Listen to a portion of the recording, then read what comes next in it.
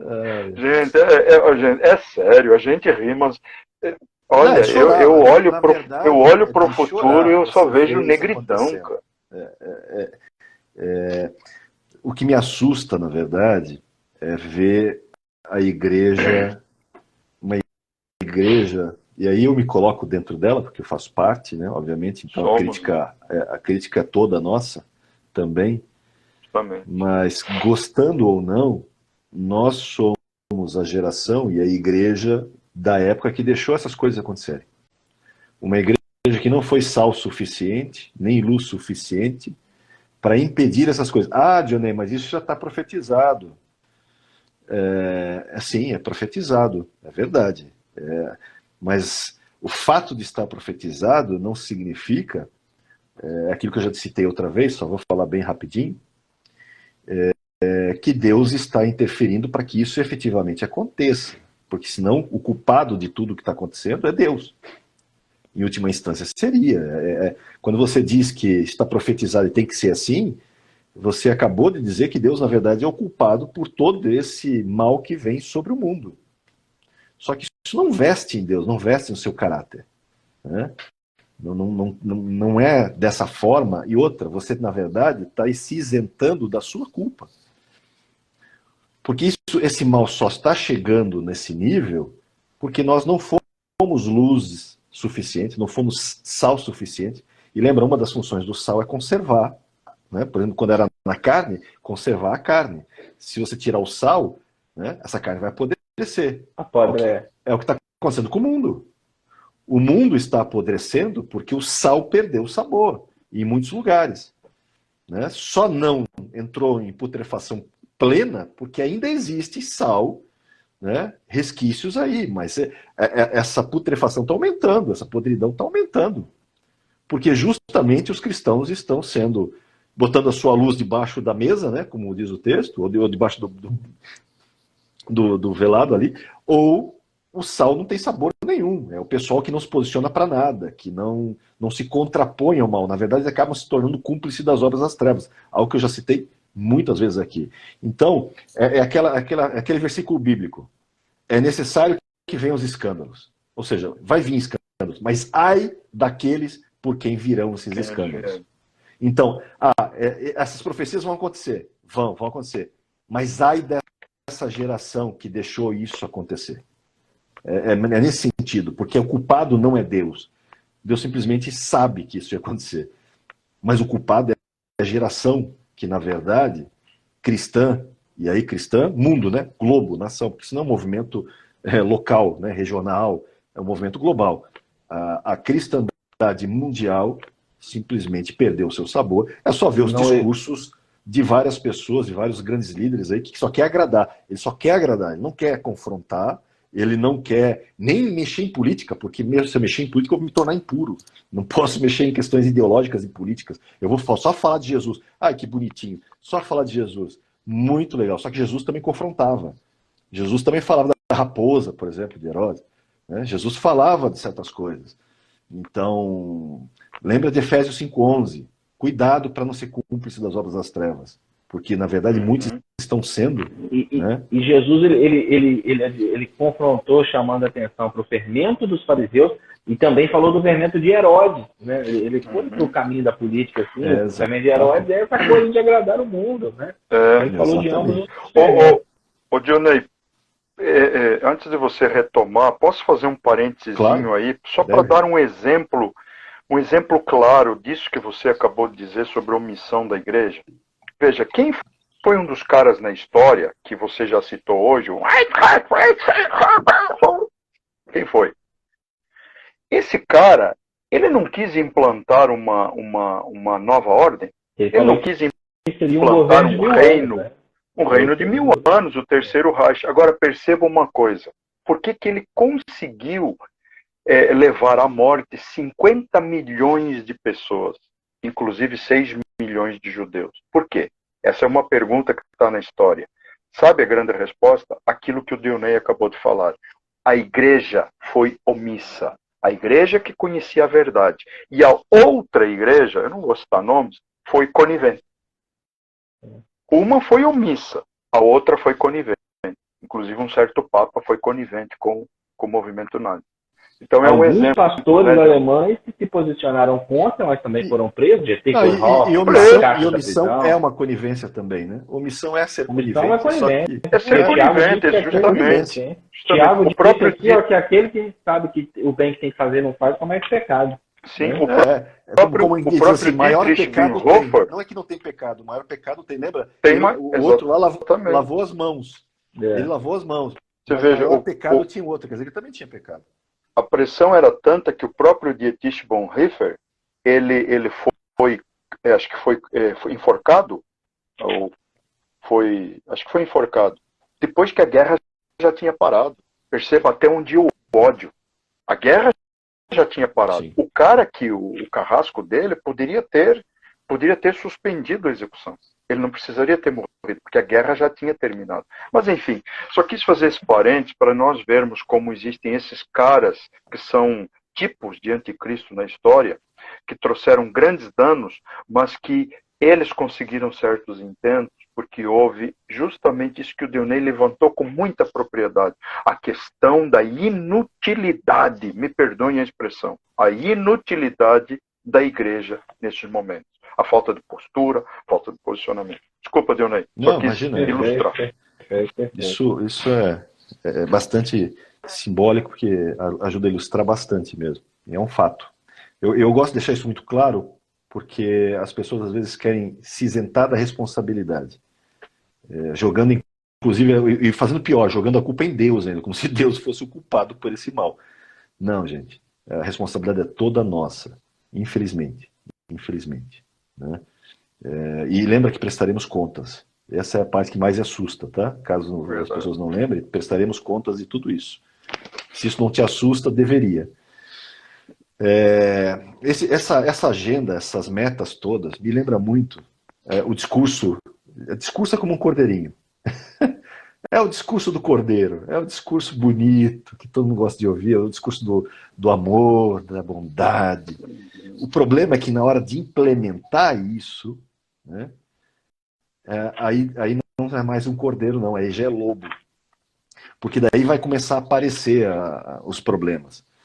Porque para você implementar isso, você vai ter que tomar algumas atitudes que, pelo menos da forma como está sendo tomada, né, que não tem nada de cordeirinho. Por exemplo, uma delas, você tem que tolher a liberdade de expressão.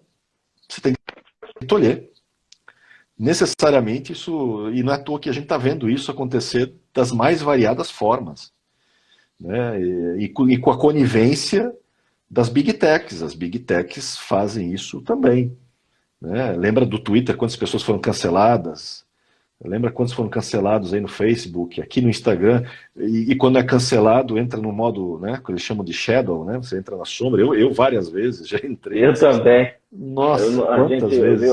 A minha amiga aqui que cuidava da minha divulgação falou, você tá na área de sombra aí, então não te acha, pode buscar que não te acha, canal no YouTube nem no Instagram. Então, essa questão do cancelamento, essa questão de tirar a liberdade de expressão, em favor de um coletivo, que nem é coletivo, é em favor, na verdade, de um projeto de poder, né? E não é um projeto de poder legal, é um projeto de poder mau. Né? Então você vê que eles vão atuar em todas as frentes, vão atuar na frente econômica, vão atuar na frente da sociedade, né, questões da sociedade, né? E vão atuar nas frentes geopolíticas, né? Porque tem que entrar contra a soberania, inclusive até de países. E então, eu vejo, por exemplo, a economia hoje, sendo bem sincero, até aproveitando esses fatos que aconteceram nos Estados Unidos, e que já vem acontecendo há um bom tempo, né, e na verdade não é de hoje, isso na verdade é reflexo do passado já, e essa questão do Silicon Valley Bank e outros que, né, estão nesse efeito dominó, que estão sendo resgatados, mais uma vez, por essa economia keynesiana, né, que eles estão simplesmente pegando a maquininha do dólar e fazendo girar, né? Só que isso tem um custo futuro de inflação, vai gerar cada vez inflação.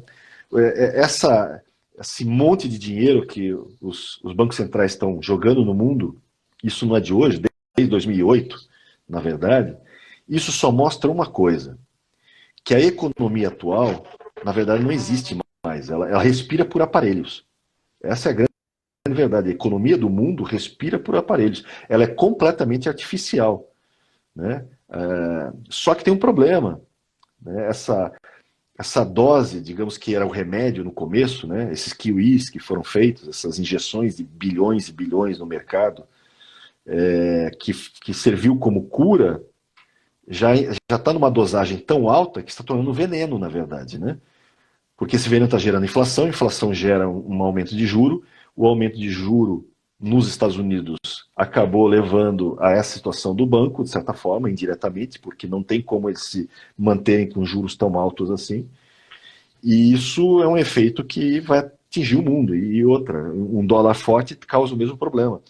Então você tem uma série de situações que você vê que a economia atual do mundo, ela está sendo diagnosticada que já morreu, na verdade, os órgãos vitais já morreram, ela respira por aparelhos e os bancos estão injetando ali, e ninguém quer desligar a máquina, porque a gente sabe que quando desligar a máquina esse negócio vai explodir, né? E talvez até eles queiram que exploda, né? Tem o famoso grande reset, né? Que o próprio Fórum Econômico Mundial já colocou nas épocas aí de CV19, né? Já vinculou aquilo que era chamado, inclusive, teoria da conspiração no passado, se mostrou muito atual, inclusive, nos últimos tempos. E com aquele discurso, né? Vamos fazer um grande reset, gerar uma nova sociedade, um novo poder. Eles, declaradamente, o Fórum Econômico Mundial, que é aliado dessa Agenda 2030, já declarou que os Estados Unidos não vai ser mais a potência mundial, né? Que a próxima potência mundial vai ser a China. A China é o modelo para eles do que é uma potência mundial. Não é à toa que a China hoje funciona como um beta-teste, né? É um local lá onde vão testando as novas tecnologias de controle, de monitoramento, de tudo mais, né? Até mesmo de moeda digital. O FMI trabalhou com a China nesse processo da moeda digital deles e tudo mais, que por sinal não está empolgando, o povo não está aderindo, então estão tendo que criar mil e outra ideias para ver se coloca o povo nessa questão. Daqui a pouco eles vão forçar mesmo, vão para vias de fato. E isso vai contaminar os outros países. Já está vindo o CBDC, né? Já vem aí a moeda digital no Brasil, vem moeda digital em outros países, os projetos já estão aí, já estão rolando. Então, todo esse processo está sendo trabalhado na questão econômica, talvez para um crash quase que planejado, porque na verdade ele é tão planejado, porque caso eles queiram realmente fazer, porque basta eles desligarem a máquina.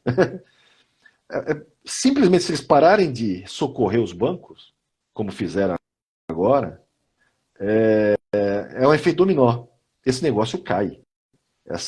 A economia vai desabar completamente.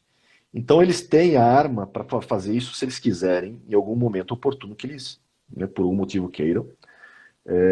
Vale lembrar que numa situação de guerra que a gente está vendo acontecer aí, né, Rússia, Ucrânia e tudo mais, e a China também tem seus problemas financeiros gigantes internamente, principalmente questões imobiliárias, que também é artificial, completamente artificial. A gente sabe que uma situação, às vezes, de guerra também é ótimo para fazer um reset. Então tem as questões geopolíticas que podem fazer isso. E tudo isso vai mexer com a sociedade, né? Eu lembro uma revista, a revista The Economist, de 1988, quem quiser pesquisar.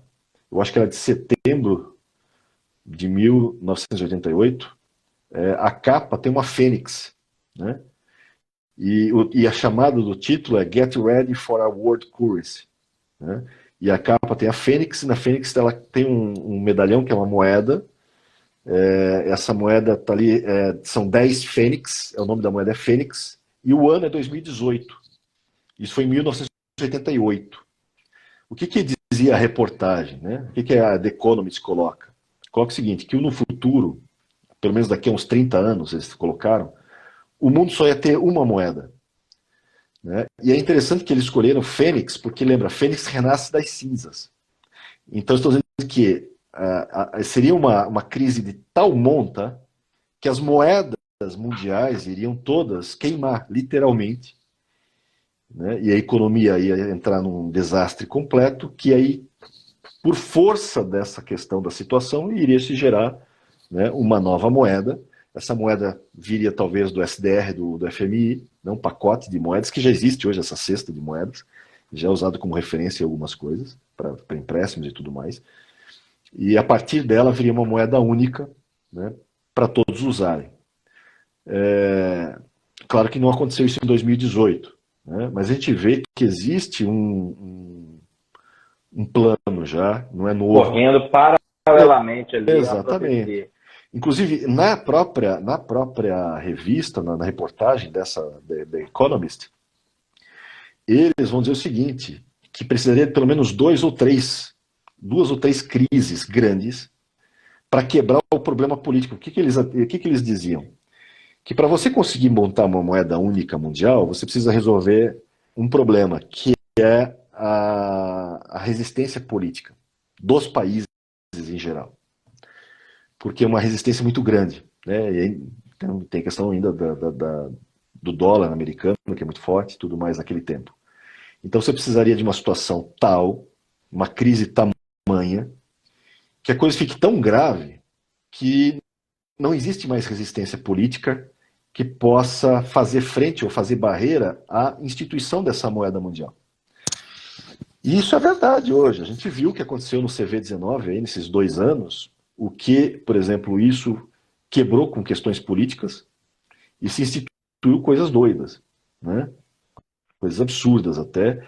Inclusive, está despontando na Itália e no Reino Unido várias questões aí falando do que fizeram nesse período, politicamente, de um uso desnecessário de alguns artifícios políticos e estão querendo fazer uma caça, fazer uma, digamos assim, botar na mesa e levar talvez a júri algumas pessoas por crimes contra a humanidade. Existe um movimento para isso já, né? Mas a gente sabe que existe uma mídia por trás e muito dinheiro rolando para tentar impedir isso de acontecer. Mas o fato é que a gente viu que, dependendo da situação, você consegue quebrar forças políticas. Então, um crash desse, com certeza eu faria, sem sombra de dúvida, né?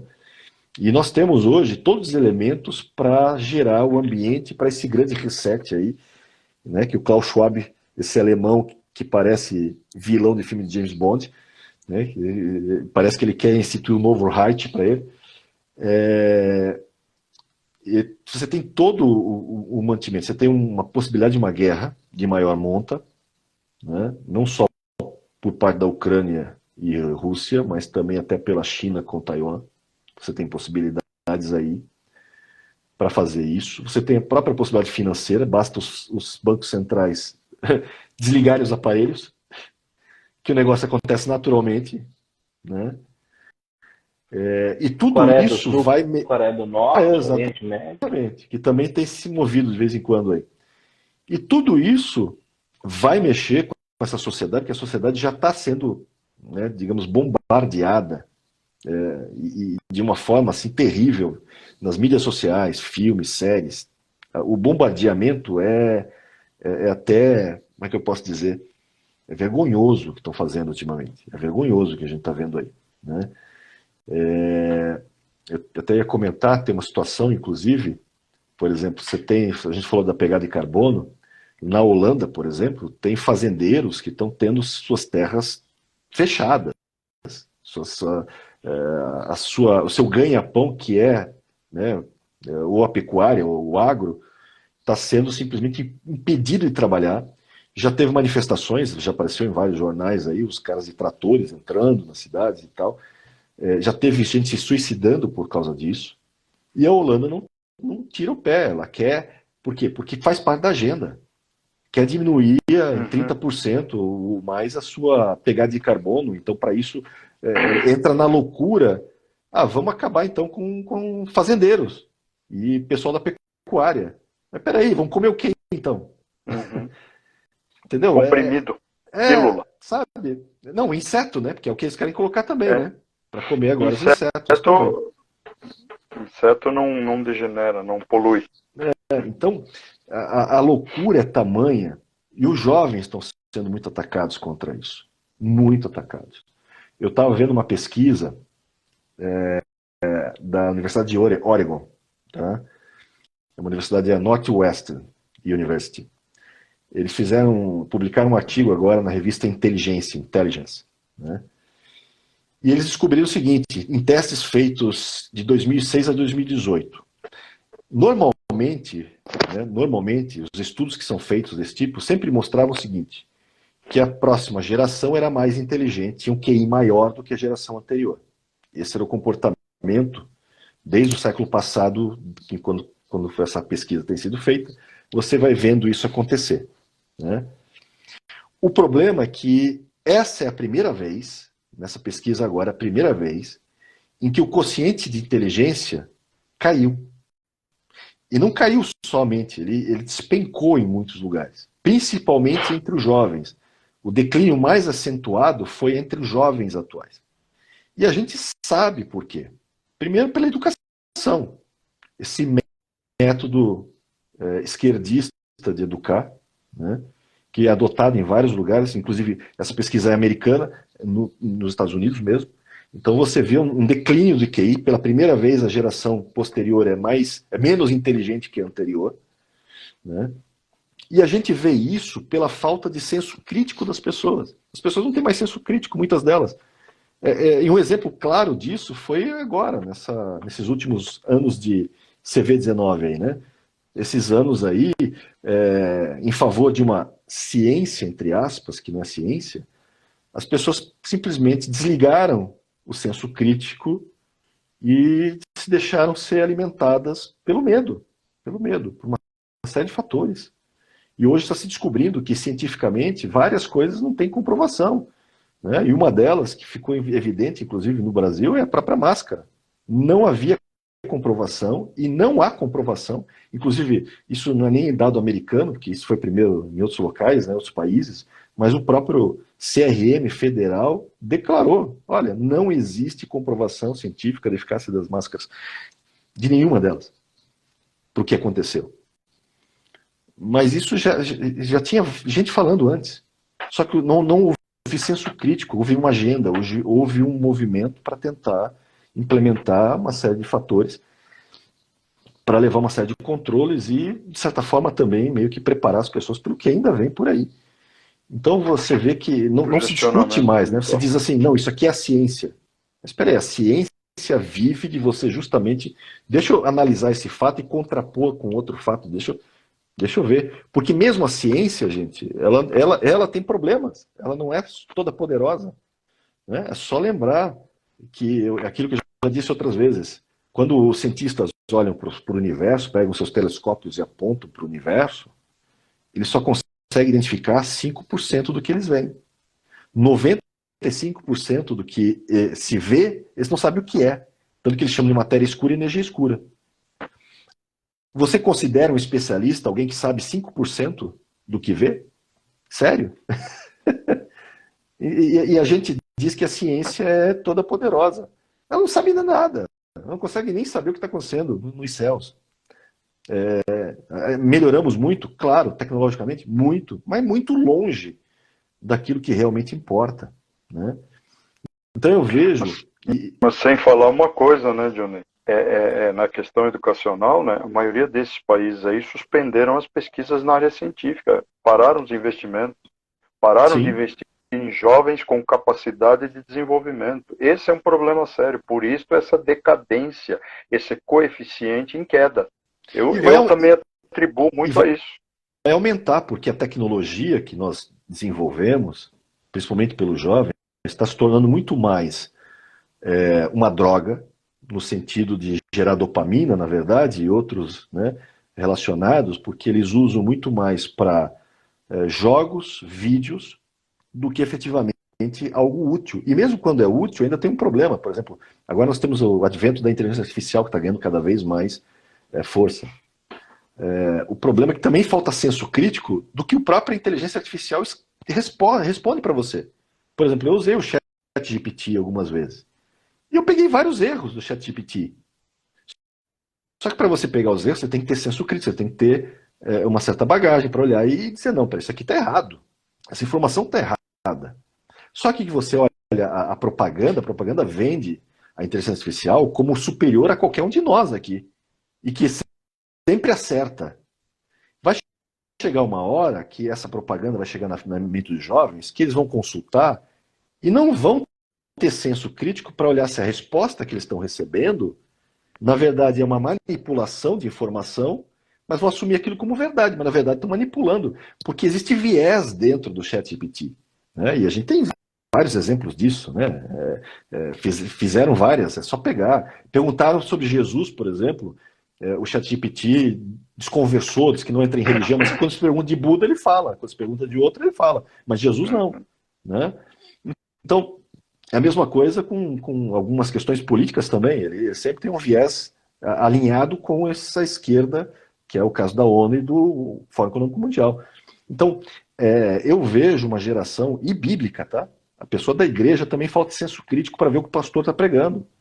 As pessoas, às vezes, assumem, terceirizam, na verdade, né? Terceirizam a vida cristã, terceirizam a leitura da Bíblia, terceirizam a doutrina e joga na mão de um pastor e que acaba absorvendo tudo. Por isso que a teologia coach cresce e outras teologias similares crescem, né? E invadem a mente das pessoas, porque não tem barreira. E a Bíblia diz isso, né? Hebreus 5.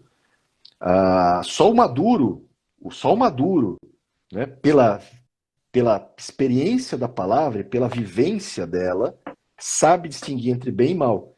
Consequentemente, a criança, né? Ou o jovem mesmo, na vida cristã, não tem capacidade para distinguir entre certo e errado. Então, ele vai ler alguma coisa, não é à toa que Paulo vai chamar de o menino que é levado qualquer vento de doutrina, porque é criança.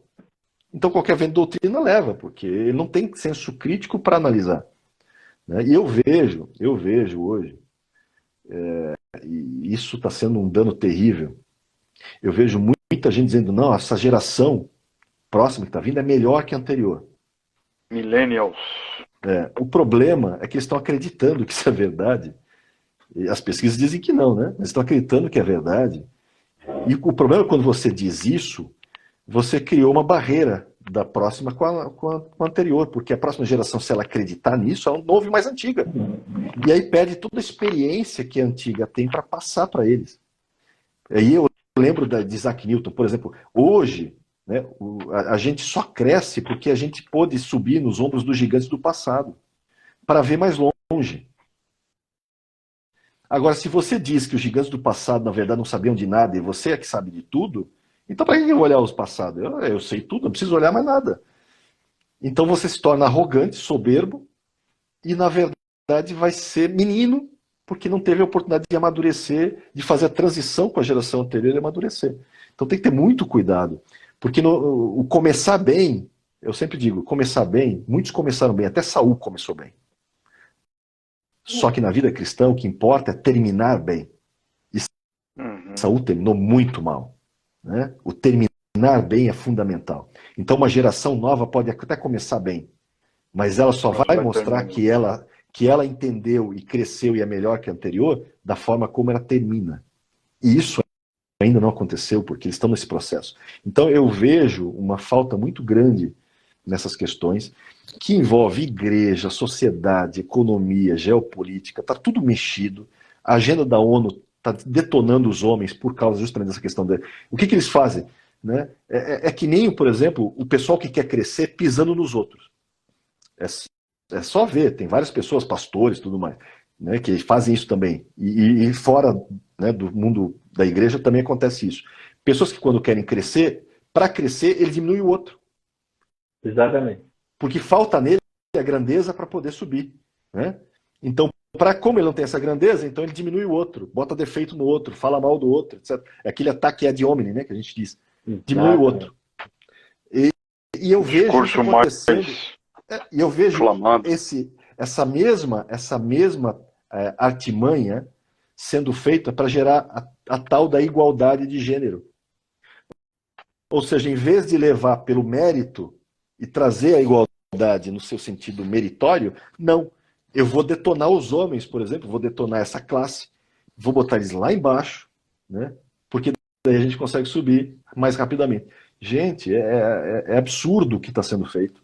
Você vê isso acontecendo direto, por isso que você vê desenhos instituindo questões de gênero cada vez mais. Você vê a academia, por exemplo, premiando por causa de questões de gênero, não por causa da qualidade de filme, né? O melhor filme do Oscar é um exemplo claro disso, né? Porque o filme é uma bomba, o filme é horrível, na minha opinião, pelo menos, né? Eu acho que ainda tem um senso crítico. O filme é horrível, mas levou o Oscar por quê? Porque está de acordo e alinhado com a agenda. Se não tiverem lido, esse é o caminho para poder entender. Então. Feminismo. E filmes como, por exemplo, um Top Guns é cancelado. Sim. Excesso ele de masculinidade. simplesmente é ignorado porque tem masculinidade tóxica, né? Gente, exatamente. E a tendência, gente, não é melhorar. Não é melhorar. E volto a dizer por quê. Por que a tendência não melhorar? Porque a igreja ainda não acordou. Se a igreja acordar e se arrepender, e fizer aqueles passos de Joel 2, 14, 17, que eu já citei 200 vezes, né? Se a igreja, por exemplo, brasileira acordar, muda o Brasil. Se a igreja mundial acordar, muda o Brasil. Mas se não teve avivamento aqui e ali. Gente, não pode ser só aqui e ali. Esse negócio tem que ter muito mais monta, muito mais gente envolvida. Tem movimentos desse acontecendo? Graças a Deus que tem, e tomara que isso seja como fogo, que se espalhe, né, pelo Brasil todo. Né? Mas isso ainda não aconteceu. Oramos para que aconteça, estamos orando para que aconteça. Porque lembra, é aquilo que eu disse, vai acontecer em algum momento? Vai acontecer. Mas não vai ser porque, não, digamos assim, não é na minha torre de vigia que o mundo vai entrar em podridão. Espera aí que eu estou aqui ativo. Eu estou aqui ativo e se depender de mim, né, vai vir escândalo, vai vir, mas ai por aqueles que vem escândalo. Vai vir o tempo do fim? Vai vir, mas ai por aquela geração pela qual vem. Então, eu vou lutar contra. Eu vou continuar orando contra. Não porque eu não quero ver a volta de Cristo. Também. Porque eu quero vir apostasia. Eu quero cumprir o propósito. Eu quero cumprir o meu propósito. Vai vir apostasia, vai dar ruim, mas não no meu turno. Exatamente. Sabe aquela coisa? Vai vir apostasia, o bicho vai pegar, mas não no meu turno. Porque eu vou prestar contas. Eu sei a quem eu vou prestar contas. Todos prestaremos contas. Então, se vai acontecer, que não seja eu o causador por aquilo que aconteceu. Muito pelo contrário. Que eu tenha sido a resistência para diminuir o passo disso que vem acontecendo.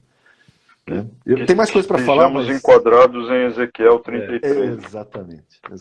Ou Colossenses 4. Ainda somos trombetas, né? Enquanto o Dionísio estava falando aí, pastor Ricardo, eu fui para Colossenses 4.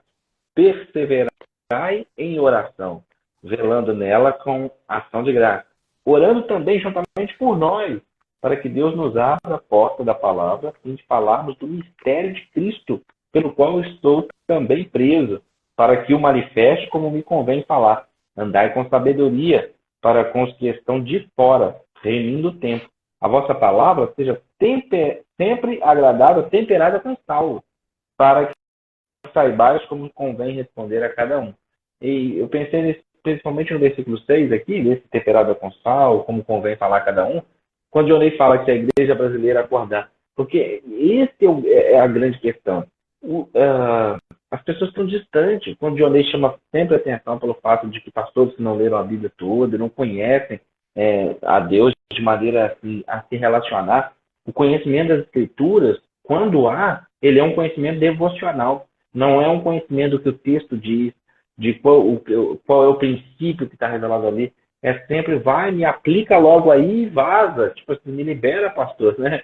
Prega aí assim, uns 10 minutos, 15 minutos só, fazendo a aplicação para mim, mostrando para mim o quanto eu sou bom, o quanto eu sou importante, o quanto eu sou valoroso e o quanto as coisas sempre vão dar certo. E depois vaza logo, não quero, não aprofunda. O que nos remete ao primeiro texto da nossa live de hoje, que é Jeremias 23, que são esses profetas falsos que estão falando, sinta-se bem consigo mesmo, e que na verdade não tem palavra de Deus ali. Então, assim, o problema, falando em termos de igreja brasileira, é que o povo está muito distante de Bíblia. Está muito distante, mas muito distante. Muito distante, gente. Está distante demais. Então, assim, quando eu espero que haja mesmo despertamentos e ondas de avivamento e moveres. Agora, não vai haver avivamento sem Bíblia. O pessoal está aí achando que não tem nada contra, não. Se eu tivesse a oportunidade de ir para os Estados Unidos agora, passear e conhecer e ver, eu iria. No período que eu estive em Londres, que nós ficamos um dia para fazer em Londres, porque o passeio em Londres no último dia da caravana de Israel, é porque o voo era à noite, nós chegamos lá de dia. Os lugares que eu quis ir foi na capela de Westminster, que quem que era o pastor por 30 anos? Martin Lloyd Jones, né? Um grande avivalista. Fui na igreja do John Wesley. Por que eu estou falando isso? Se eu tivesse a oportunidade de ter ido lá no avivamento que estava acontecendo na universidade, eu iria, claro. Se eu tivesse a oportunidade para aproveitar o passeio e para conhecer, para trocar experiência, claro. Mas você viu muita gente querendo ir para lá de qualquer jeito, quando na verdade o avivamento, o despertamento, ele começa quando alguém lê a palavra diante de você, como os reis de Israel que empreenderam reformas. É quando alguém lê a palavra diante de você, essa palavra penetra o seu coração, você é convencido de que é pecador, pobre, miserável e nu, dependente da graça de Deus, e que você está muito aquém de Deus e do seu plano e do seu propósito, e que nós não fizemos nada que pudesse atrair esse amor, mas que isso é ágape, isso é um amor sacrificial, isso é um amor de Deus, isso é... E quando nós somos confrontados pelas Escrituras, começa a haver um avivamento. Quando ela se torna para nós um espelho, começa a revelar quem nós somos, e aí nós, com o coração contrito e quebrantado, começamos a pedir perdão a Deus, pedir misericórdia, pedir o seu socorro, pedir para que ele não nos julgue segundo as nossas atitudes, porque senão iríamos para o inferno. Então, isso é avivamento. Né? Eu já tenho muitos anos que eu falo isso. Grito, choro e pulo não é avivamento. Grito, choro e pulo pode ser consequência de uma pessoa que foi avivada e por ter esse encontro com Deus, esse avivamento, ela então agora chora, pula, grita, num pé só, dá mortal para trás, ok. Mas esse não é o avivamento. Isso é consequência, pode ser. Porque tem o sujeito que ele foi avivado e ele vai ficar em silêncio, ele vai ficar quietinho. Porque o que Deus está fazendo dentro dele é tão tremendo, é tão profundo, é algo tão forte, é tão Deus dentro dele, que ele perde a fala, né? Que ele fica quieto, ele fica imóvel, fica mudo. Então, cara, vai variar a experiência, vai variar de pessoa para pessoa. O que eu estou querendo dizer é que os movimentos, ir nos grandes congressos, nas grandes conferências, isso não é avivamento, gente. Isso não é avivamento. Não estou falando que o movimento lá não é avivamento. Estou dizendo assim, o sujeito fica querendo, não, então diz que está lá, eu vou lá. Diz que está, eu vou. Não é isso. O Cristo, ele se revela como um relâmpago, sai do Oriente, se mostra no Ocidente, não só no sentido da sua volta literal no final da tribulação, mas quando ele quer encontrar o sujeito e quando o sujeito quer encontrar Deus, né?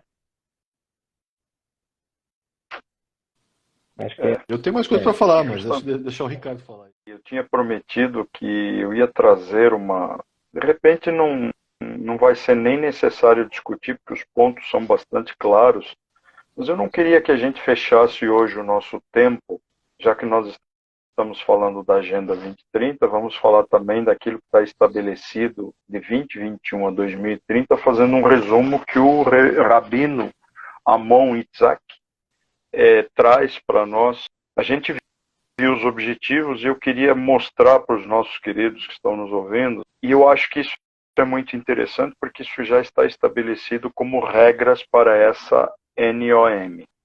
Então, a primeira, eu vou ler todas, e aí o pessoal vai ouvindo, né, depois, e aí a gente depois, eu posso passar a bola para os vossos comentários, e eu já faço o meu junto. Primeira, entre estes anos, estabelecer-se-á um único governo mundial. Falamos sobre isso. Leonei estava falando sobre isso agora há pouco. Só estou mostrando, pensando agora, colocando num rol, tudo aquilo que praticamente nós já dissemos hoje. Uma única moeda mundial corrente, as CDBCs, né, que você falou, aquelas currency, que vão ser exatamente o tráfego do dinheiro intersistemas e de forma virtual. Ela não é monetária e não é circulante. Um banco mundial central, mas de envergadura mundial e não por países. Só que com uma interligação em rede, tornando eles uma comunidade bancária. Uma única força militar mundial. O fim da soberania nacional. Lembra que a gente falou, que você falou, Johnny, que era necessário para que algumas coisas se cumpram haver o final da soberania. E esse é o ideal socialista, né? ou seja, que não haja soberania na maioria das nações ou em todas, né? O fim de toda a propriedade privada, só para o povo, percebam isso, só o povo, porque para as grandes famílias dinásticas isso não vai acontecer nunca. Eu continuo dizendo. Alguém tem que ser dono, né? Nem que seja o Estado, alguém vai ter que ser dono. Justamente, mas essas famílias dinásticas não estarão sendo regidas pelo Estado, elas regerão o Estado, é como eu vejo. Vale lembrar que o Bill Gates hoje é o maior possuidor de terras nos Estados Unidos. Só para lembrar disso. Né? Ele vai abrir mão disso? Estão fora disso, os metacapitalistas estão fora desse. Totalmente fora, totalmente fora.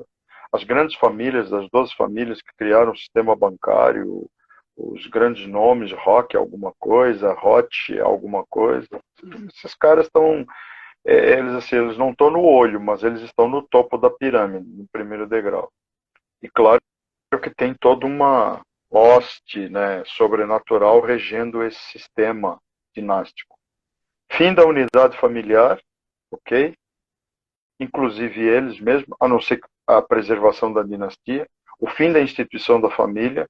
Este aqui é um assunto seríssimo, porque eu achei que o CV19 iria ser um meio de emulsão para isso, que é a redução populacional, ou então um controle exacerbado da populacional. Aí a gente vê uma coisa, né? Interessante, né? Homem com homem não gera filho, né? Mulher com mulher não gera filho, né? Então, temos que pensar nisso. Mas eles adotam, mas adotam dos outros, ou seja, não produzem mais. Só cuidam daqueles que já estão, se for do interesse deles. Vale lembrar uma coisa importante, já que você citou isso, para consubstanciar isso que você está colocando, já as últimas pesquisas dizem que teve uma queda, se eu só lembrar, acho que é 50% da fertilidade masculina. Isso... Agora, essa queda se deve a quê? Uma série de fatores, né? Mas alimentação, isso envolve comida. Códigos alimentares, né? Esse possível códigos alimentares que será implantado, né? Nessa nova agenda, nessa nova ordem, vai estabelecer essa questão da esterilidade, né? Então, quer dizer, mesmo as famílias dinásticas, elas vão se cuidar, porque elas vão gerar filho, porque querem que os filhos os substituam, mas o resto do povo, enquanto for vivo, vai viver para comer e para dormir. Essa é a ideia. Para você ter uma ideia, de Deus, Estado. Você tinha na contagem de esperma masculino, né? Em 1973, o levantamento era na faixa de 100 mil por mililitro, né? De espermas. A contagem atual, em 2018, caiu para 49, é mais de 50% de queda. E tem um valor limite, porque se isso cair para uns 30, por exemplo, ou seja, cair mais uns, sei lá, do atual cair mais uns 40%, por exemplo, com certeza a continuidade humana fica extremamente comprometida. Porque isso aí é o extremo da esterilidade, né? Tem mais como produzir. E outra, se produzir algum ser humano, vai produzir um ser humano fraco e com vista já a ser abortado. Exatamente, ou com sérios problemas. Aí, por isso se implanta tanto o ideal do aborto, do direito, né, do aborto, disso, daquilo, né, abortar, inclusive alguns países aí já estão autorizados a abortar no próximo, no nono mês, acho 40 e poucas semanas, e tem a questão mais séria ainda, que hoje já se cogita a ideia de, que na verdade não é mais um aborto, aí passa a ser um assassinato, apesar que para mim é assassinato em qualquer instância, depois que nasce. Perceba? Ou seja, a pessoa decidir depois que nasceu, pelo amor de Deus, onde que o homem chega, onde chega a perversão humana. E outro detalhe interessante que eu levanto naquela questão do controle populacional e da questão familiar, é que muitas das adoções que são feitas hoje, já existe aquela rede que muitos adotam para a prática pedófila. Tem mais assim. Detalhe. Então nós estamos falando coisas terríveis porque o horário já é propício para isso. Mas é justamente o que nós vemos que vai acontecer. Alguém já falou aí que nós não vamos conseguir salvar a live. Vamos ver. Vamos Vamos ver. tentar, né? Na hora que eu Vamos tentar, liberei né? o comentário, na hora que eu liberei o comentário, alguém falou assim, ih, acho que vocês não vão conseguir salvar essa voz, não. Vamos tentar, porque agora vem um item que pega pesado, mas eu vou tentar mudar ele. O processo de Risson, né? Para quem conhece um pouco, múltipla obrigatória. Renda básica universal, uma renda única universal, ou seja, acepção do salário mínimo, talvez por classes ou grupos, mas uma renda básica universal. A história que entra no não vou ter nada, não vou ser dono de nada, mas vou ser doido de alegre porque eu tenho uma renda e o Estado me paga tudo. Só que para isso eu tenho que acertar uma marca na testa ou na mão para poder chegar lá. Depois vou Eu não. comentar, tem uma coisa interessante sobre isso, depois vou comentar. Vamos lá. Eu vou chegar ao fim daqui a pouco, já estamos na metade. Aí vai ficar bom os teus comentários. Implantação de microchip na população, exatamente para compra, viagens, rastreamento, controle, ou seja, com o viés de dizer que é pela saúde, pela segurança, etc, etc. Implantação de um sistema de classificação de indivíduos, tal da escaneamento facial, o controle social desses indivíduos, como já existe hoje lá no Dragão do Oriente. Outra coisa muito interessante que faz parte da égide dessa nova estrutura tecnológica que vai envolver as Big Techs, etc, etc, são os trilhões de aparelhos conectados hoje via 5G, mas já se programando a próxima etapa 6G ou a velocidade de computação quântica, que é outro aspecto. Os primeiros computadores quânticos com 1 milhão de qubits surgirão. Empresas como IBM e Google terão a capacidade de construírem essas super máquinas sem grandes problemas. O poder quântico revolucionará áreas como inteligência artificial, modelagem financeira, desenvolvimento de novos medicamentos, previsão do tempo e segurança cibernética. IBM, inclusive, que é uma das primeiras a desenvolver o computador, o primeiro computador tinha 6 andares, pense. Hoje ele está na palma da nossa mão e está num pequeno chipzinho de silício. Dispositivos de interface cerebral como os Neuralink se tornarão bem populares e a maioria dos headset VR vai incluir a opção de uma interface cérebro-máquina para registrar os sinais elétricos dos usuários, permitindo que as ações sejam direcionadas apenas pensando nelas. O governo assumirá o controle de criar ou doutrinar as crianças, lembra a história da educação compulsória via Estado, né? Como hoje já acontece na Coreia, como aconteceu anteriormente na Cortina de Ferro, como acontece na antiga Cortina de Bambu, né, do Dragão, do Oriente. A educação, escolas e universidades totalmente sob domínio e controle do governo. O fim do transporte privado e da propriedade de veículos. Veículo deixa de ser um bem que pertence a você e ele passa a ser um bem comum, né, compartilhável. Não existe mais essa história de eu tenho meu carro, eu comprei agora um carrão e tal. Bom, a não ser para algumas famílias, acredito eu. Fim das empresas privadas, ou seja, todo o controle de empresas estará na mão do governo. Viagens aéreas limitadas a um certo número, ou seja, vai haver um número mínimo estabelecido de passageiros, com muitas restrições, exatamente a tudo aquilo que se entende não ser essencial. A população será concentrada e agrupada. Gente, isso aqui é o cão chupando manga. São as questões das cidades 15 minutos e a questão da pegada de carbono, né? E os guetos. Justamente. E daí criar guetos, sabe? Criar acampamento, assentamento para aqueles mais excluídos, para justamente justificar aquela história que a gente vê no pano de fundo do Huxley, né? do Admirável Mundo Novo, né? Sabe, um povo excluído, um povo que... E aquele povo não vai sobreviver. Então a ideia deles é, deixa que eles se matem, eles se comam uns aos outros. É mais ou menos isso, cara. Parece cena de filme de terror, de zumbi, de Walking Dead, né? Fim da moradia privada. Tem uma coisa interessante. Fim das empresas privadas e dos setores agrícolas. Isso já vem acontecendo. Lembra que você falou da Holanda? Incluindo a propriedade de animais. O animal deixa de ser um animal...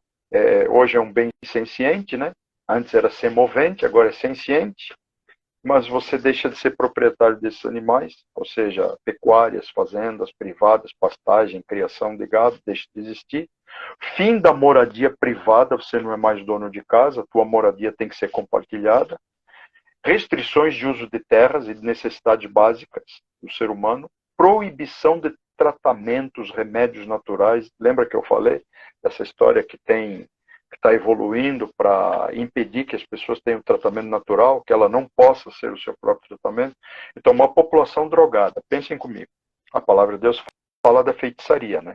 Para mim, eu sempre explico que feitiçaria não entrarão nos céus os feiticeiros. Feitiçaria tem conexão direta com farmaqueia.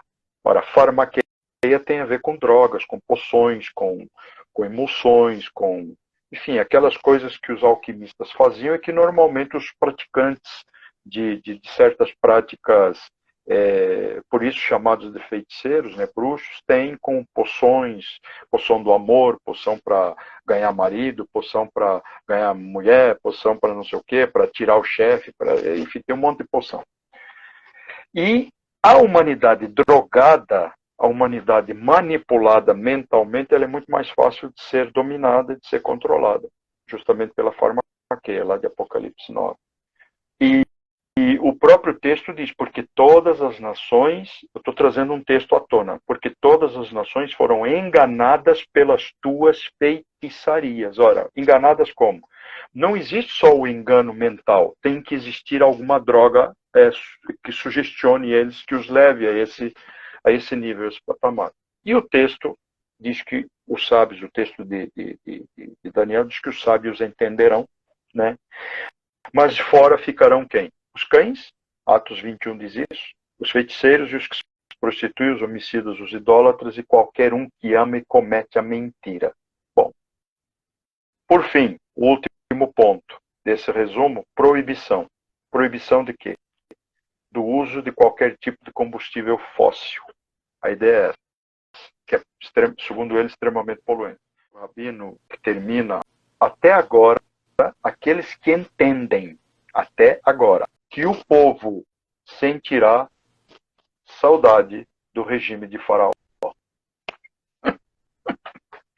Gente do céu, isso aqui... Que casa com aquela tese que eu comecei a live lá atrás. Exatamente.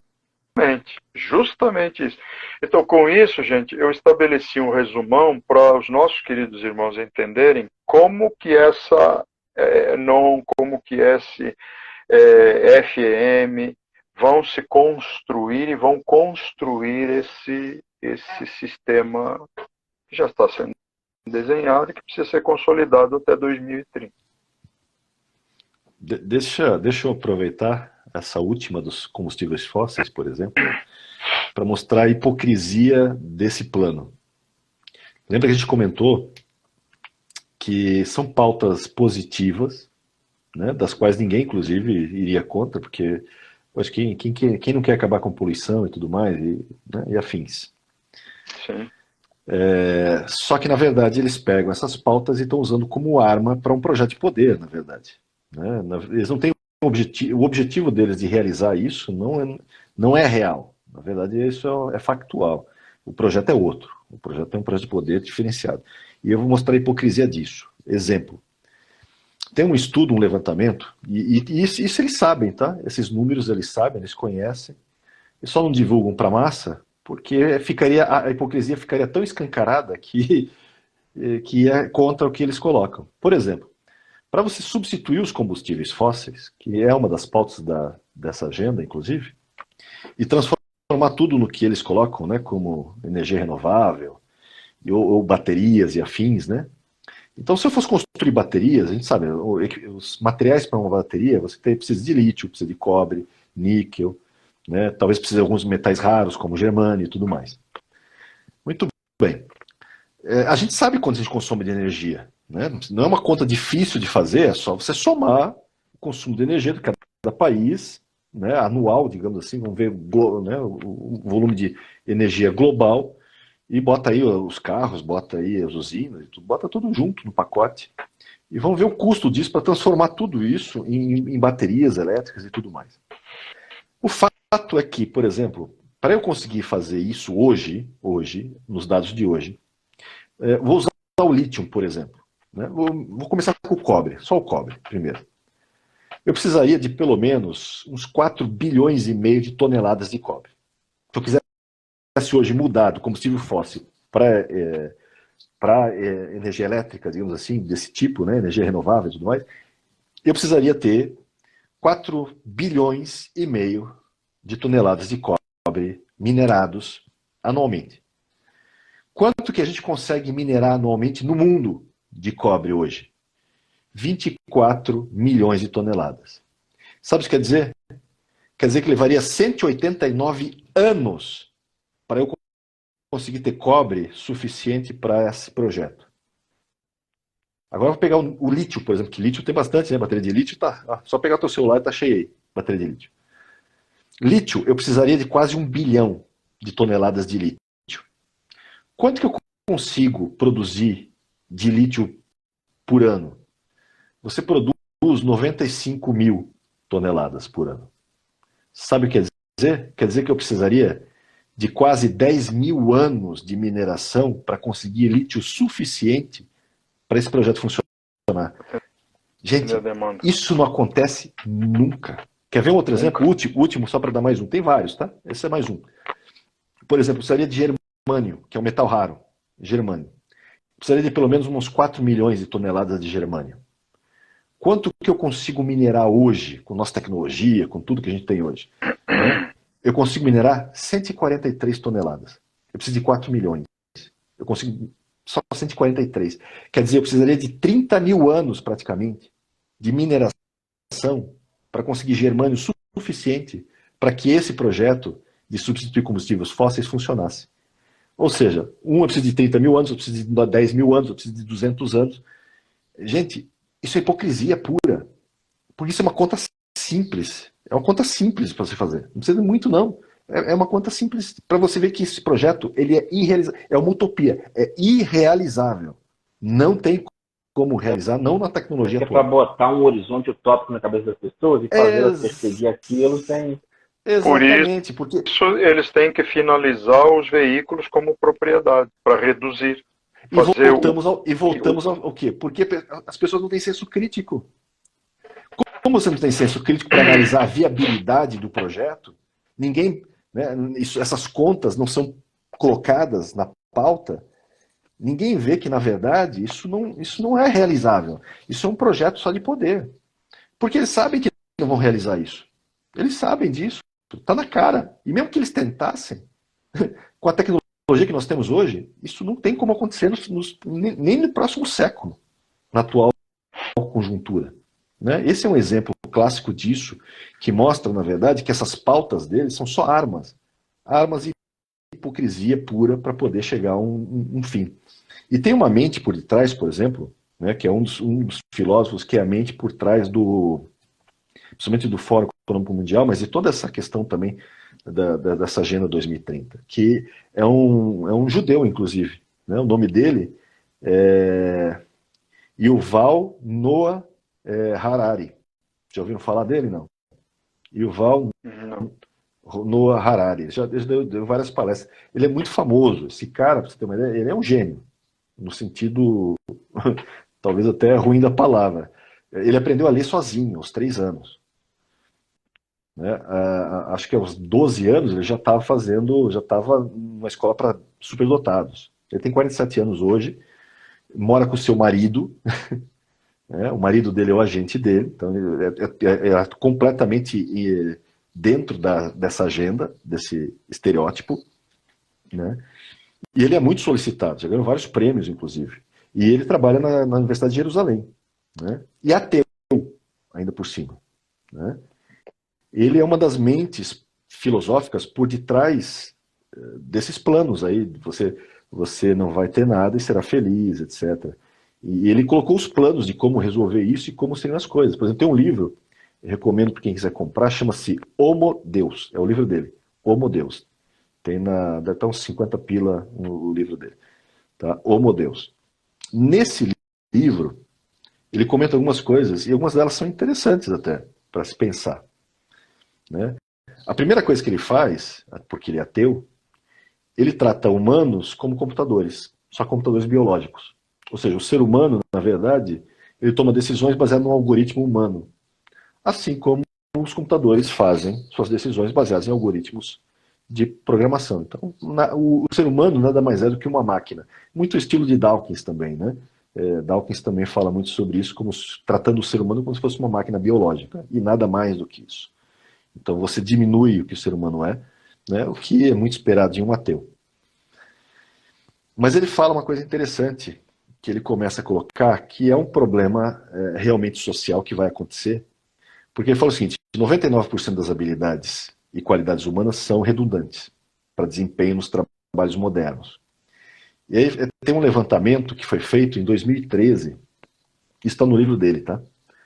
2 pesquisadores de Oxford, em 2013, né, eles fizeram uma pesquisa sobre o futuro do trabalho. O futuro do trabalho. E eles estimaram o seguinte, que nos próximos 20 anos, né, e lembra, nós estamos numa atual situação onde você já tem carros autônomos andando, você já tem a inteligência artificial tomando o lugar de algumas profissões, e isso vai crescer, vai aumentar. Inteligência artificial semelhante aos humanos provavelmente se tornará uma realidade até 2030. Então ele botou 2013, ele botou para 2033, mais ou menos, né? Então eles colocaram o seguinte, por exemplo, para 2033, a probabilidade é que 99% dos operadores de telemarketing, né, e pessoal de seguradoras vão perder os empregos. Vão perder o emprego para quem? Para algoritmo. Isso já vi isso acontecer, porque eu via uns 2 ou 3 anos atrás a IBM colocando o supercomputador dela, de inteligência artificial, numa empresa de seguros no Japão, e esse computador substituiu um andar inteiro de analistas de seguros. Foi mandado um andar inteiro embora, né? Muita gente embora, por causa de um computador. E o algoritmo tomou o lugar deles. Isso há 3 anos atrás. Imagina o que está acontecendo por aí. Aí, 98% de probabilidade para que o mesmo aconteça com os hábitos esportivos. Já tem o VAR, vem por aí. Aí você tem caixas de banco, 97%, chefes, 96%, garçons, 94%, né? Guias turísticos, 91%, padeiros, 99%, motorista de ônibus, 89%, né? E aí entra questões também de motoristas de caminhão, porque isso já está acontecendo também nos Estados Unidos. Aí você tem trabalhadores da construção, e eu sei porque eu já vi, por exemplo, os robôs da Boston Dynamics trabalhando e substituindo todo um galpão de logística, onde tinha pessoas, e os robôs fazem descarregam um caminhão e fazem separação já no pátio e carregam o caminhão quando precisa, né? Os robôs da Boston Dynamics já estão sendo implementados em algumas empresas, claro que ainda não massificado, mas lembra, ainda tem, imagina o que vai acontecer daqui a 10 anos, né? Que ainda, isso aqui é uma ideia do que pode acontecer. Aí você tem assistentes veterinários, guardas de segurança, quer dizer, você tem vários tipos de empregos que vão deixar de existir daqui a alguns anos, que vão ser substituídos por algoritmos, na verdade, por IA, né? E várias outras coisas. Isso vai mudar, inclusive, a forma como os jovens hoje são ensinados. Porque muita coisa que os jovens aprendem hoje, daqui a 40 anos não serve para mais nada. Vai ser irrelevante, assumindo que não teve a volta de Cristo ainda, tal, que isso ainda perdure, assumindo essa linha, você tem realmente uma situação que você tem um futuro onde você vai ter, por causa dessa substituição, uma massa gigante de pessoas que não vão trabalhar.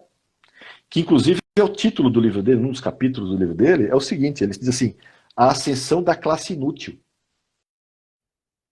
Que é essa classe de trabalhadores que vão ser substituídos pelas máquinas ou pelos algoritmos. E os algoritmos é que vão ser dono das coisas, inclusive. As empresas ou as pessoas que detêm os algoritmos é que vão ter o poder nesse sentido. Aí o que ele sugere? Porque ele, na época do CV19, ele fez uma palestra dizendo o seguinte, nós já temos hoje a capacidade para hackear o ser humano. Nós já temos a tecnologia para hackear o ser humano, ou seja, pegar o ser humano e simplesmente mudá-lo. Só olhar a tecnologia do CRISP e outras tantas. Aí o que vai fazer com essas pessoas? Né? Ele diz o seguinte, olha, você vai ter um povo que não vai poder trabalhar, porque não tem emprego para elas. Então como é que você vai manter esse pessoal ocupado e contente? Lembra? Você não terá nada, mas será feliz. Qual é o plano dele para fazer isso? Sabe qual é a resposta dele? Diz assim, ó, ou drogas, jogos de computador, o mundo virtual. Porque são pessoas desnecessárias para a sociedade. Então eles podem passar tempo no virtual, no mundo virtual, ou drogados, ou o que for. Né? E aí você tem uma situação em que aí eles colocam até aquela questão do computador super inteligente, né? Que é o livro do Nick Bostrom, né? Esse livro aqui, ó. Eu já citei ele outras vezes, né? Super inteligente. Em que esse filósofo Nick Bostrom, ele vai falar sobre essa questão da superinteligência. Né? O que particularmente eu já falei outra vez, né? Acho que eu já comentei, né? Do teorema da incompletude de Gödel e da questão de Turing. Falei disso não? Acho que eu já falei, né? Eu acho que sim, eu acho que vagamente você chegou a comentar alguma coisa. É porque a nossa tecnologia de computação, a nossa tecnologia de computação é baseado basicamente numa lógica matemática. Toda a nossa computação que nós temos é baseada em lógica matemática. E inclusive Alan Turing, que é o cara que decifrou a máquina Enigma, né, ele que montou a nossa estrutura do computador atual, tanto que para você testar uma inteligência artificial para ver se ela é humana ou não, tem o teste de Turing, né, que é esse cara, esse é o teste de Turing. Então você conversa com um ser humano e com um computador, e você não vai saber a diferença. Né, que é o que o pessoal faz hoje com o ChatGPT, já está começando a ter isso com o ChatGPT. O problema é que essa matemática, e é isso que eu acho engraçado, por isso que eu digo que falta senso crítico e falta sinceridade e humildade no meio científico. Porque lá na década de 30 do século passado, Kurt Gödel provou matematicamente que a matemática é incompleta. Ou seja, chama-se Teorema da Incompletude Matemática, você pode pesquisar. Ele provou matematicamente que a matemática não tem todas as respostas. Que existem teoremas que a matemática nunca vai conseguir provar. Né? Ou seja, Turing pegou o conceito de Gödel e transformou isso numa máquina, que é a nossa base dos computadores atuais. Ele pegou a lógica dessa matemática e botou, e ele provou matematicamente que não tem como um computador alcançar um nível de consciência, porque vai chegar em situações que ele vai travar. Porque ele não consegue dar aquele passo por cima do problema. Ele vai ficar preso num problema e não sai mais. Ele vai conseguir resolver. Entra em loop infinito. Até porque são problemas que a matemática não tem solução para elas. Por isso que é o termo da incompletude. A matemática, a lógica é incompleta. Né? Talvez o computador quântico possa suplantar isso, mas ele está nos seus primórdios ainda tem muito para crescer. Então, porque o que acontece? Quando o Gödel propõe isso, ele fica até confuso na época, porque ele vê que o nosso cérebro não é como é a matemática. Há algo diferente no cérebro. Né? Tanto que ele tenta gerar um modelo cerebral e não consegue. Ele morre tentando fazer isso e nunca chega a um resultado. Na verdade, nem ele chega, nem o Turing chega, porque Turing também morre de forma trágica, assim como o Gödel morre de forma trágica. Porque existem questões, paradoxos que a mente humana consegue tratar que um computador jamais conseguiria.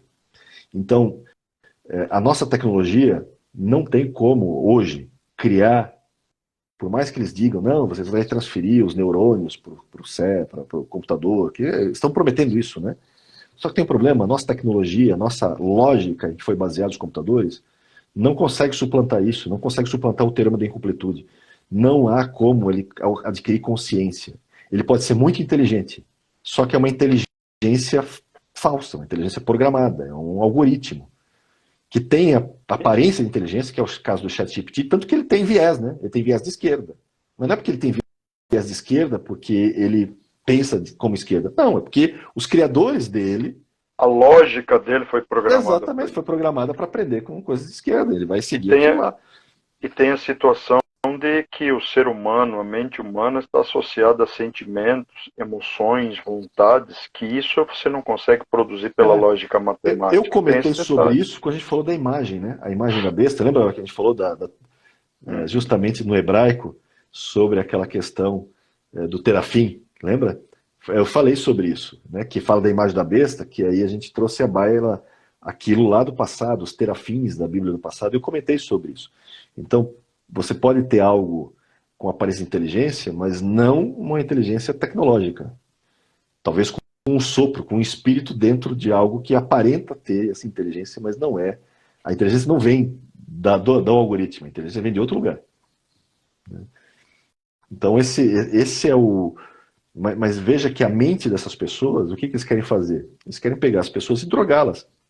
Pegar essa classe que eles vão chamar de inúteis e simplesmente relegar eles. Por isso que é aquela história, você não terá nada e será feliz, porque você não está desempregado, você não é mais útil para esse sistema que foi montado, então a gente vai usar você para botar você, sei lá, jogando o tempo todo e drogado. E por isso que você não vai viajar muito, você não vai ter nada, por isso que você não vai conseguir comprar nada, porque essa é a perspectiva.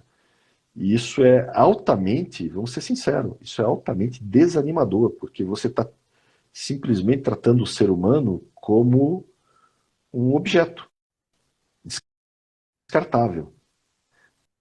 Essa agenda, na verdade, no seu íntimo, é aquilo que eu falei, ela parece que fala como cordeiro, né? Tão bonitinho. Só que Mas o de coração trás disso, de trás satânico, né? disso, Fala, é a coisa mais negra, é o coração mais negro que você possa imaginar. É a coisa mais vil que a gente já viu na história. Talvez na história, por isso que é um tempo tal qual nunca houve e nunca haverá de novo. Porque a gente vai ver um nível de maldade e uma objetificação do ser humano tal que vai ser tratado como uma coisa. Né? E a gente já vê, a gente está vendo já sombras disso, na China principalmente. A gente viu aí recentemente várias pessoas no lockdown que fizeram, como trataram. Isso não está longe de acontecer, isso não está longe. E se vier uma guerra, isso não vai mudar. A guerra não vai mudar essa linha. Na verdade, se vier uma guerra Vai de maior potencializar. monta, ela vai potencializar isso. É simples. Tá? Vai sim, Então, vai ficar bem pior. Exatamente. E a mesma O que- coisa, se for um problema econômico, não foge, também faz parte do projeto. Só Deus para mudar eu isso. não- Só Deus, justamente. Mas é o que ele vai fazer, né? Ele vai pôr um ponto final a essa história, Sim. né? Eu não queria estender a nossa live mesmo, porque a gente já está caminhando para o fim, mas só para vocês verem como a coisa caminha. Há uns 2 anos atrás, o Guterres, ele num discurso, ele comentou que há 75 anos atrás, ou seja, lá na época da formação da Organização Unida, né, em 1945, ele advogava que eles tinham um compromisso, naquela época firmado em 50 países, eles tinham um compromisso de fazer valer esses 111 artigos que eles tinham na égide naquela época. E aí o próprio Guterres, ele enumera um breve resumo da égide, né, desse documento. Né? Olha só, fé em direitos humanos fundamentais. Percebam o contrassenso que é isso em relação ao que nós conversamos, as explanações que o Dionei trouxe, o resumo que eu coloquei antes e os objetivos que o Rodrigo falou antes, que tem muito mais a ver com isso que o Guterres falou do que propriamente naquilo que se estabelecerá com o novo governo. Ó, fé em direitos humanos fundamentais, direitos iguais de homens e mulheres, a dignidade e o valor de cada pessoa, o direito internacional e solução prática de disputas, bem como melhores padrões de vida olha só o absurdo, em maior liberdade. Eu pergunto, onde é que a gente viu liberdade naquelas 26 propostas de resumo? Onde que existe liberdade naquilo que o Dionei falou? Onde que está essa liberdade? Aí eu me pergunto, né? A gente se pergunta, né? Quando o ser humano que diz que terá suas liberdades, sua individualidade preservada, quando e para quem ele apelará? A quem? A alguém? Quem nos dará ouvidos? Nós sabemos que nós temos quem nos dê ouvido. Nós temos o nosso Senhor, que é o nosso Salvador, é o nosso Senhor, o cabeça. Não estou falando de líder, né? Não, porque esse conceito de líder é o que tem estragado a igreja, né? Porque Cristo nunca foi líder de nada, né? Mas essa é uma outra discussão. Aí esse cara vai ser norteado por um outro. Esse cara que vai nos ouvir, ele vai só nos ouvir para mostrar publicamente que nos ouviu. Mas ele vai ser norteado por essa elite. Isso que eu sempre falo, essa elite dinástica, essas famílias dinásticas. Sabe? Subordinada a quem? Sim, esse cara é o grande arquiteto do universo. Ele é o arquiteto, porque aliás, espúrio, né? Porque não é o criador, jamais será. O diabo, regendo, ele vai impor regras pelas quais a sociedade vai ser controlada. Aí eu pergunto, quem é que vai poder ouvir? Quem é que vai poder defender os nossos, ou da humanidade vivendo na época, caso nós não estejamos mais aqui nessa terra? Quem é que vai defender os chamados, então, direitos e liberdades que essa tal de ONU, né, se ufana, se ensoberbece em dizer que ela defende? Pergunto, quem ouvirá? As mais altas cortes judiciais? Nós estamos tendo mostra do alinhamento das cortes judiciais. Os tribunais, a mídia, a imprensa ideológica. Gente, o ser humano tem que entender que ele está caminhando para um mundo, resgatando um pouquinho daquilo que o Dionei estava falando por último, em relação à tecnologia, para um mundo onde as pessoas vão viver e buscar uma tecnologia ilusória, sabe? Essa farmaqueia eletrônica, sons, até música. Esses efeitos sonoros trazendo causas parecidas com drogas, como é que é isso exatamente? Funciona mais ou menos da seguinte maneira: você faz estímulos diferentes nas diferentes orelhas. Então você coloca uma frequência na orelha direita e uma frequência na orelha esquerda, com uma diferença de frequência. Vocês sabem que existe até um dispositivo, um aplicativo que emite uns sons que gera um certo nível, sabe, de levar as pessoas a um tipo de transe, criando mundos fictícios, os metaversos da vida, ou os multiversos da vida. Então, o que eles estão propondo para o ser humano que eu estou vendo? Uma felicidade mágica, uma droga eletrônica, sabe? Só fazendo coro com aquilo que o Dionei falou e que eu expliquei antes sobre a farmaqueia, sabe? Não é poções de bruxas, nem de feitiçarias, nem de sacrifícios humanos, não. É usar a droga eletrônica, é usar a droga alucinógena, a droga sintética, o que está por aí, metanfetaminas e outros tipos de drogas que estão sendo desenvolvidas, sabe? Por quê?